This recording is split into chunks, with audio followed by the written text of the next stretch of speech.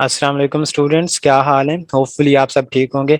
आज जो हमारा लेक्चर है वो पाइथन लिस्ट्स के बारे में है कि ये लिस्ट क्या चीज़ होती है। असल में लिस्ट जो है इसके बारे में हम लोग पहले अपने फार लूप में भी पढ़ चुके हैं। और किसी डेटा को भाई किसी भी किस्म का हो, बेशक वो 1 2 हो, बेशक वो अल्फ़ाबेट्स हों, बेशक वो स्ट्रिंग्स हों, सीक्वेंस ऑफ करेक्टर यानी कि स्ट्रिंग हों, वर्ड्स हों, किसी के नेम हों, या कोई भी फ्लोटिंग पॉइंट वैल्यूज हों, इंटीजर हों, ये सारा हमारे पास डाटा है। अब डाटा को हमने किस तरह ऑर्गेनाइज करना है, इसको कहते हैं डाटा स्ट्रक्चर। तो आप लोगों ने नोट किया होगा कि इस कोर्स में हम सारा डाटा को किस तरीके से हमने ट्रीट करना है। वो स्ट्रिंग्स थी पहले, उसको हमने देखा कि वो उसको हम किस तरह ट्रीट कर सकते हैं। और उसके बाद हमने फाइल्स को देखा, वो भी सारा डाटा था। तो ये सारा जो कोर्स है वो डाटा के बारे में है, यानी कि इस कोर्स का हम नाम कह सकते हैं डाटा स्ट्रक्चर है। ये हर प्रोग्रामिंग लैंग्वेज में होता है, और हर प्रोग्रामिंग लैंग्वेज में तकरीबन यही कंसेप्ट्स होते हैं डाटा स्ट्रक्चर के, जो हम इस पाइथन में पढ़ रहे हैं। थोड़ा बहुत डिफरेंट इसमें होगा, लेकिन तकरीबन 80% यही कंसेप्ट्स होंगे। और इसको हम डाटा स्ट्रक्चर, पूरे कोर्स को हम नाम दे सकते हैं कि ये पाइथन डाटा स्ट्रक्चर का कोर्स है, जो सारा हम अभी कर रहे हैं। तो उसी में हम अब देख रहे हैं कि लिस्ट क्या चीज़ होती है। लिस्ट जैसे कि इसके नाम से जाहिर है कि कलेक्शन होती है। अब कलेक्शन, कौन सी चीज़ें कलेक्शन होती हैं और कौन सी चीज़ें कलेक्शन नहीं होती। तो क्या चीज कलेक्शन नहीं होती, पहले उसको देख लेते हैं। कोई भी ऐसा वेरिएबल जिसमें हम सिर्फ एक वैल्यू स्टोर करवा सकते हैं। मिसाल के तौर पर ये एक्स है, एक्स के अंदर हम 2 स्टोर करवा रहे हैं, और फिर थोड़ी देर बाद एक्स के अंदर हम 4 स्टोर करवा रहे हैं। तो ये कलेक्शन नहीं है, ये चीजों को इकट्ठा नहीं किया हुआ, ये एट अ टाइम सिर्फ एक वैल्यू स्टोर कर रहा है अपने अंदर। तो ये कलेक्शन नहीं होगी। जो कलेक्शन होती हैं उसमें हम ज्यादा चीजें स्टोर करवा सकते हैं। मिसाल के तौर पर ये बैग है, एक बैग के अंदर हम इसमें बुक्स भी रख सकते हैं, हम यहाँ पर लेज भी अपने रख सकते हैं, यहाँ पर हम अपना लैपटॉप भी रख सकते हैं, यहाँ हम अपने रजिस्टर पेंसिलें भी रख सकते हैं। यानी कि मल्टीपल चीजें हम एक ही ये कंटेनर के अंदर रख सकते हैं। तो लिस्ट भी इसी तरह की चीज होती है। लिस्ट के अंदर हम मुख्तलिफ किस्म की चीजें रख सकते हैं, और ये होता वेरिएबल ही है। लिस्ट भी एक वेरिएबल ही होती है, इसको हम वेरिएबल ही कहते हैं। लेकिन इस वाले वेरिएबल में हम क्या करते हैं, एक से ज्यादा चीजें, और बेशक वो मुख्तलिफ किस्म की हों, स्टोर करवा सकते हैं। जैसे कि ये एक लिस्ट है फ्रेंड्स की, और लिस्ट को हम किस तरह लिखते हैं, इस तरह इसको स्क्वायर ब्रैकेट में लिखते हैं, और हर एलिमेंट को हम क्या कहते हैं, दरमियान में कॉमे से सेपरेट करते हैं। ये कुछ फ्रेंड्स के इनके नाम रखे हुए हैं, जोसेफ, जेलन और सैली।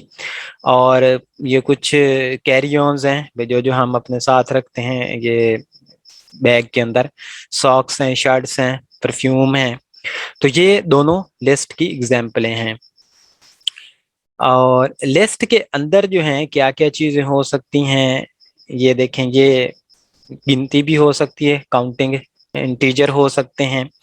लिस्ट के अंदर स्ट्रिंग हो सकती है, देखो रेड है, येलो है और ब्लू है। लिस्ट के अंदर दोनों चीजें इकट्ठी भी हो सकती हैं, स्ट्रिंग भी हो सकती है, हो सकता है एक एलिमेंट स्ट्रिंग हो और दूसरा इंटीजर हो और तीसरा फ्लोट वैल्यू हो।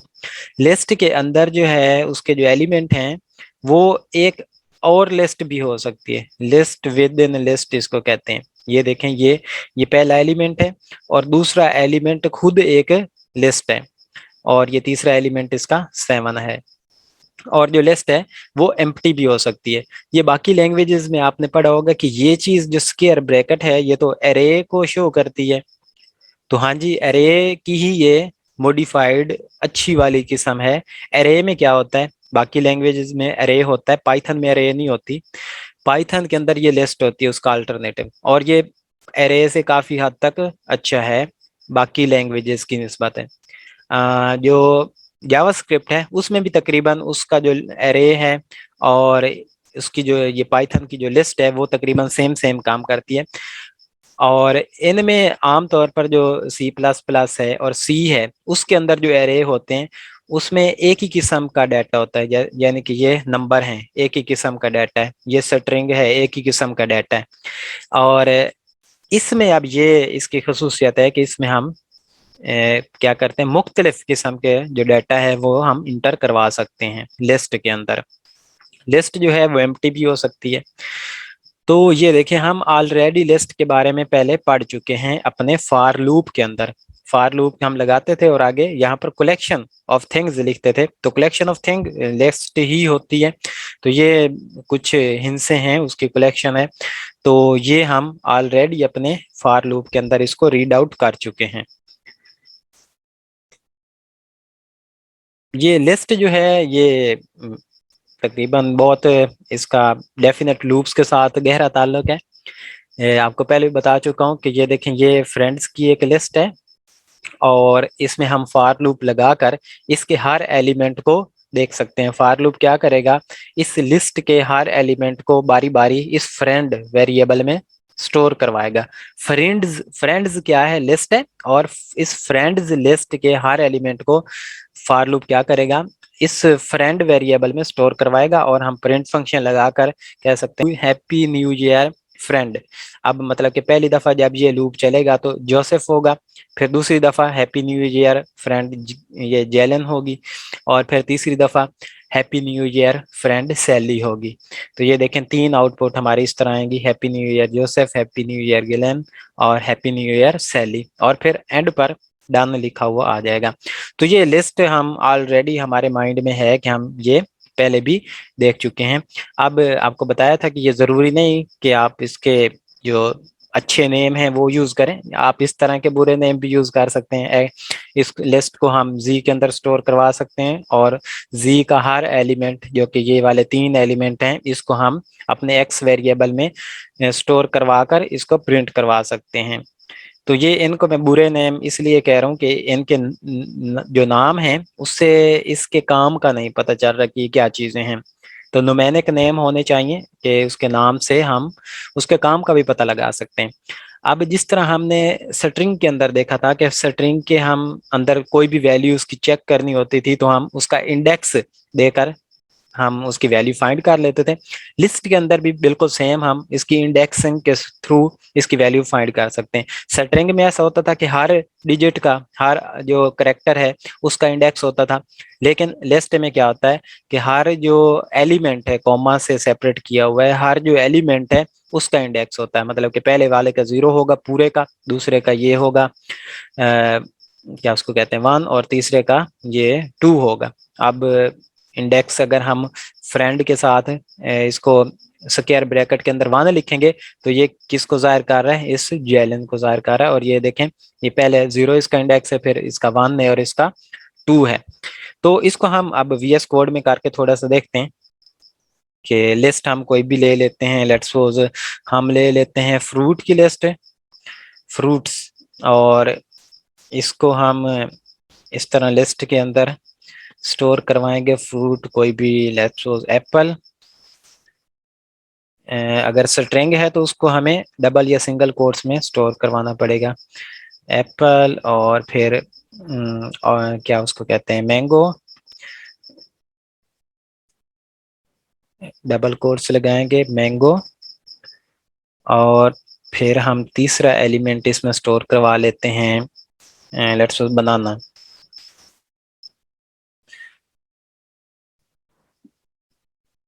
इसको भी हम डबल कोट्स के अंदर लिखेंगे। ये एक लिस्ट है फ्रूट की। अब इसके अंदर 3 एलिमेंट हैं और इसके इंडेक्स के थ्रू हम इसके हर एलिमेंट को एक्सेस कर सकते हैं। मिसाल के तौर पर यहाँ पर मैं कह सकता हूँ प्रिंट, और प्रिंट फंक्शन के अंदर मैं कहता हूँ कि ये जो फ्रूट्स हैं, फ्रूट का कौन सा वाला हमें फ्रूट चाहिए, फ्रूट, और आगे इंडेक्स के लिए हम इसकी स्क्वायर ब्रैकेट्स लगाएंगे। फ्रूट्स, फ्रूट्स, फ्रूट नहीं फ्रूट्स। तो यहाँ पर इसको हम इंडेक्स वैल्यू देंगे। लेट्स सपोज मैं मैंगो चाहता हूँ, तो यहाँ पर 0 है होता है, इसकी इंडेक्स वैल्यू 0 और इसका 1, तो मुझे 1 लिखना पड़ेगा। और अब ये क्या प्रिंट करवाएगा, ये अब मैंगो प्रिंट करवाएगा। इसको हम रन करके देख लेते हैं। ये देखें, ये ये इसने क्या करवाया है, मैंगो प्रिंट करवा कर दे दिया है। तो इस तरह हम लिस्ट के अंदर देख सकते हैं कि कौन सी वैल्यू हमें चाहिए। तो इसको कहते हैं लुकिंग इनसाइड द लिस्ट्स। उसके बाद लिस्ट जो है ये म्यूटेबल हैं। म्यूटेबल का मतलब है इसको चेंज किया जा सकता है। लेकिन जो स्ट्रिंग है, स्ट्रिंग भी समझ लें एक किस्म की लिस्ट ही होती है, लेकिन इसमें फर्क ये है स्ट्रिंग में कि हम उसको चेंज नहीं कर सकते। हम स्ट्रिंग के जो अल्फाबेट्स हैं उसको चेंज नहीं कर सकते हैं, लेकिन जो लिस्ट के आइटम्स हैं उसको हम चेंज कर सकते हैं। इसको वीएस कोड में हम करके देखते हैं। ये देखें, लेट्स सपोज इसको मैं अब मिटा देता हूँ। यहाँ तक मैं एक फ्रूट लेता हूँ और वो है लेट्स सपोज एप्पल। और मैं चाहता हूँ इसका जो पहले वाला ए है वो हो जाए कैपिटल। इस फ्रूट का जो पहले वाला ए है वो कैपिटल हो जाए। तो मैं क्या लिखूंगा, मैं लिखूंगा फ्रूट, फ्रूट और फ्रूट्स, और आगे मैं इसकी इंडेक्सिंग दूंगा। किसको, मैं किसको चेंज करना चाहता हूँ, इसके फर्स्ट एलिमेंट को। और फर्स्ट एलिमेंट की इंडेक्सिंग होती है 0, यानी कि मैं 0 वाले को चेंज करके, यानी कि मैं ए को चेंज करके क्या लिखना चाहता हूँ, मैं लिखना चाहता हूँ कैपिटल ए। इसको स्ट्रिंग में हम देंगे कैपिटल ए लिखना चाहता हूँ। और अब अगर ये म्यूटेबल है तो इसको ये इसका फर्स्ट जो मतलब कि 0 एलिमेंट है ए वो कैपिटल ए के साथ रिप्लेस हो जाना चाहिए। और प्रिंट में अगर फ्रूट करवाऊं, प्रिंट फ्रूट करवाऊं यहाँ पर प्रिंट, और अगर मैं यहाँ पर फ्रूट्स प्रिंट करवाऊं तो क्या प्रिंट होना चाहिए, हमारे पास कैपिटल ए के साथ एप्पल प्रिंट होना चाहिए। तो अभी देख लेते हैं क्या करता है ये देखें, ट्रेस बैक आ गया। कहता है कि आप स्ट्रिंग के साथ इसको छेड़खानी नहीं कर सकते हैं। जो स्ट्रिंग पहले से है आप लोग वही यूज कर सकते हैं, उसमें आप चेंजिंग नहीं कर सकते हैं। आप इसको चेंज करना चाह रहे हैं स्ट्रिंग को। लेकिन अगर यही लिस्ट होती तो फिर ये म्यूटेबल थी, फिर इसको हम चेंज कर सकते थे। इसको मैं यहाँ पर लिस्ट बनाता हूँ। यहाँ पर मैं इसको कहता हूँ कि पहला जो है एप्पल है, डबल कोट काउंटिंग हम लिख लेते हैं, लेट्स सपोज 5 लिख लेते हैं, 6 लिख लेते हैं, 7 लिख लेते हैं, और हम लिख लेते हैं 7 के बाद 9। ठीक है, अब इसको मैं इसमें से जो है ये जो है क्या उसको कहते हैं 5 6 7, 9 की जगह मैं क्या करना चाहता हूँ 8 करना चाहता हूँ। तो 9 की इंडेक्सिंग क्या होगी भला, 0 है, 1 2 3। यहाँ पर मैं लिखूंगा फ्रूट 3, और इसको मैं क्या करना चाहता हूँ, इसको मैं 8 बनाना चाहता हूँ। 8, 9 की जगह क्या आए, 8 आए। तो ये अब इसको प्रिंट करवा कर देखें तो ये 9 की बजाय अब लास्ट पर क्या आएगा, 8 आएगा। ये देखें 9 की बजाय लास्ट पर क्या आ गया है, 8 आ गया है। तो ये लिस्ट जो है म्यूटेबल है और ये बहुत ही बुरे न्यूमेरिक नेम मैंने गलत चूज कर ली है।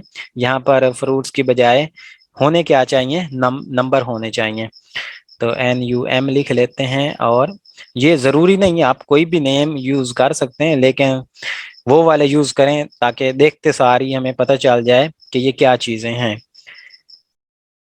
NUM, ठीक है, तो ये अब बिल्कुल एक्यूरेटली सही काम करेगा।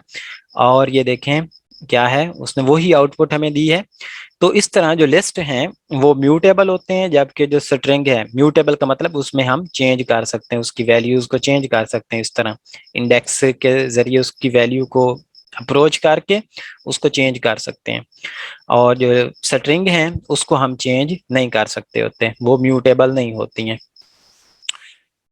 लिस्ट की हम लेंथ मालूम कर सकते हैं कि लिस्ट जो है वो कितनी बड़ी है, मतलब कि इसमें कितने आइटम्स हैं, हम वो मालूम कर लेते हैं। सेम उसी तरीके से जिस तरह हम स्ट्रिंग के अंदर उसकी लेंथ मालूम करते थे लेंथ फंक्शन का यूज करते हुए। तो इसी तरह हम यही लेंथ फंक्शन जो है वो हम उसमें यूज कर सकते हैं, अपनी लिस्ट में यूज कर सकते हैं और उससे उसकी लेंथ मालूम कर सकते हैं। लेकिन स्ट्रिंग के अंदर जो लेंथ है वो इसके हर अल्फाबेट को और बीच में स्पेसेस को भी काउंट करके हमें टोटल लेंथ देता है कि इसकी इतने इसमें करेक्टर हैं जो कि 9 हैं। लेकिन लिस्ट के अंदर जितने आइटम होंगे वो उन पूरे पूरे आइटम को काउंट करके हमें उन आइटम्स की तादाद देगा। मिसाल के तौर पर इसमें ये 1 है, ये 2 है, और ये जो है ये तीसरा आइटम है 3, और ये 99 फोर्थ आइटम है। तो इसकी जब हम लेंथ मालूम करेंगे तो ये हमें 4 आइटम देगा। मतलब कॉमा से जिस जिस जिस चीज को हमने कॉमा से सेपरेट किया होगा वो एक आइटम के तौर पर हम ट्रीट करेंगे इस लिस्ट के अंदर। इसको भी हम एक दफा वीएस कोड के अंदर करके देख लेते हैं। यहीं पर हम अपना लेंथ फंक्शन लगा लेते हैं प्रिंट के अंदर ही, LEN, और आगे हमने ब्रैकेट्स इसको देनी होती हैं और ब्रैकेट क्लोज करनी होती हैं। तो ये लेंथ फंक्शन को मैं क्या पास कर रहा हूँ, एक वेरिएबल नम पास कर रहा हूँ जो कि एक लिस्ट है। तो ये इसकी कितनी है, आइटम 1 है, 2 है, 3 है, 4 है। तो 4 आइटम्स हैं तो ये इसको हमें 4 जवाब देगा। ये देखें उसने 4 जवाब दिया है। अब इसी में मैं एक और आइटम ऐड करना चाहता हूँ। मैं लिखना चाहता हूँ हेलो, हेलो देयर। अब ये जो तीसरा है चौथे के बाद ये जो पांचवा है ये पूरा एक आइटम है, ये दो इसको काउंट नहीं करेगा।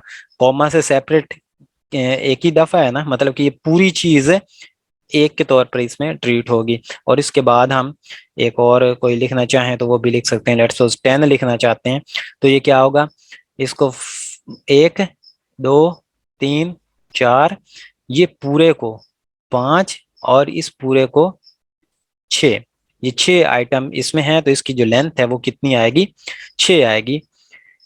ये देखें ये उसने क्या किया, उसकी लेंथ जो है वो 6 हमें फाइंड करके दे दी है। तो इस तरह हम अपनी जो लिस्ट है उसकी चेक कर सकते हैं कि वो कितनी बड़ी है और उसकी लेंथ हम मालूम कर सकते हैं। रेंज फंक्शन जो है वो क्या करता है भला, हमने फॉर लूप के अंदर भी रेंज फंक्शन यूज किया था। रेंज फंक्शन ये करता है कि उसमें हमने जो भी वैल्यू देते हैं वो उससे एक कम हिस्सा जो है वो लिस्ट में प्रिंट करवा कर दे देता है, यानी कि उसकी लिस्ट बना कर दे देता है। रेंज फंक्शन जितनी भी वैल्यू दें वो वहां तक की लिस्ट बना देता है, लेकिन एक उसमें से कम होता है। यानी कि 4 देंगे तो 4 आइटम्स की लिस्ट ये हमें बनाकर दे देगा काउंटिंग के अंदर, 0 1 2 और 3 तक। अगर यहाँ पर हम 10 दें तो ये हमें 0 से लेकर 9 तक की लिस्ट बनाकर दे देगा। अच्छा, ये रेंज फंक्शन हम पहले अपने फॉर लूप में भी देख चुके हैं। उसमें हम ये करते थे, यहाँ पर हम फॉर लूप अगर लगाएं, हम कहते थे for let's suppose x in range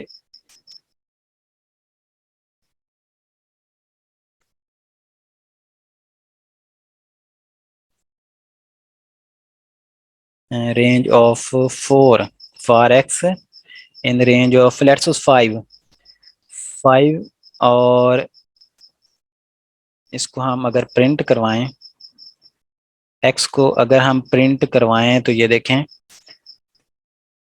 ये हमें क्या देता था वैल्यू, ये हमें देता था पहले 1 फिर 2 फिर 3 फिर 4 तक ये हमें बारी बारी एक्स के अंदर वैल्यूज स्टोर करवाता था।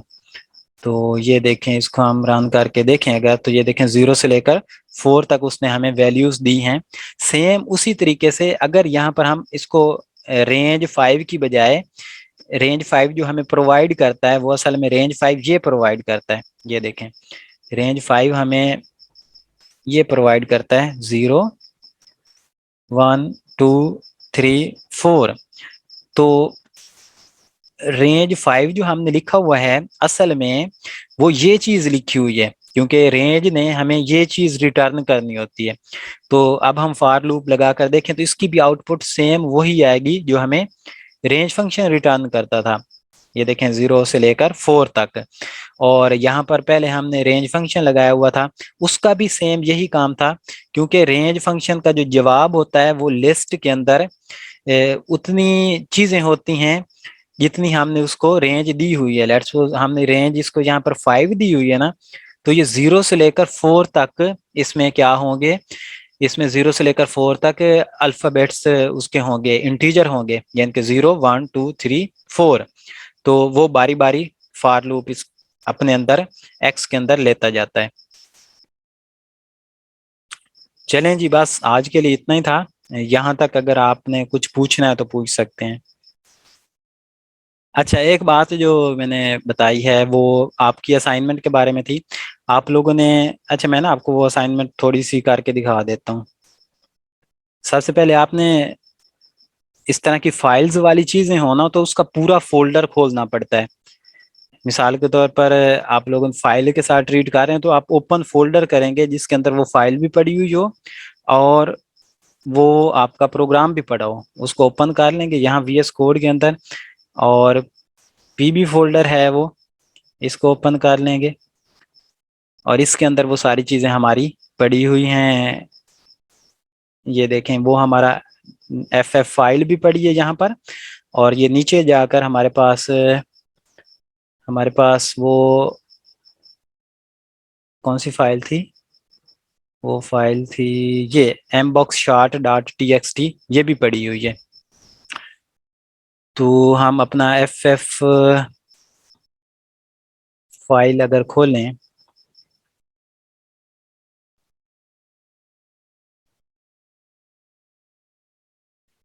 हाँ ये सेम तकरीबन इस तरह का हमारा प्रोग्राम था।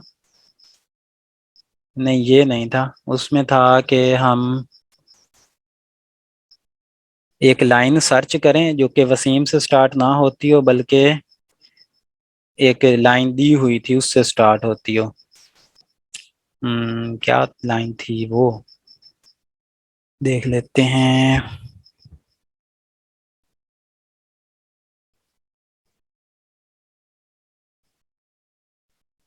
अच्छा ये लाइन थी वो, इस लाइन को हमने ढूंढना था और इसको हमने सर्च करना था अपनी हर लाइन के अंदर। और ये हम इसकी स्ट्रिपिंग नहीं करना चाहते हैं। सबसे पहले हम ये, आप लोगों को ये करना चाहिए कि इसको प्रिंट करवा के देखना चाहिए कि लाइनें आती किस तरह की हैं। यहाँ यहीं से मैं आपको बता देता हूँ कि हमारे पास लाइनें जो हैं वो इस तरह की ही हैं, इस तरह की। तो आप लोगों ने यहाँ से इसको टारगेट किया है कि कॉलन आपने ढूंढ लिया, कॉलन ढूंढने के बाद आपने कहा कि आगे जो भी चीज़ है आगे तक, टोटल लाइन तक, उसको आप फ्लोट में कन्वर्ट कर दो। तो आप लोग ये पूरी लाइनें आपने प्रिंट करवा कर देखनी है, तो वहां पर आपने इस फ्लोट वैल्यू को चेक कर लेना है, क्या ये सारी फ्लोट वैल्यू 0 से स्टार्ट होती हैं। अगर सारी 0 से स्टार्ट होती हैं तो फिर आप इस 0 को एज अ टारगेट ले सकते हैं कॉलन की बजाय।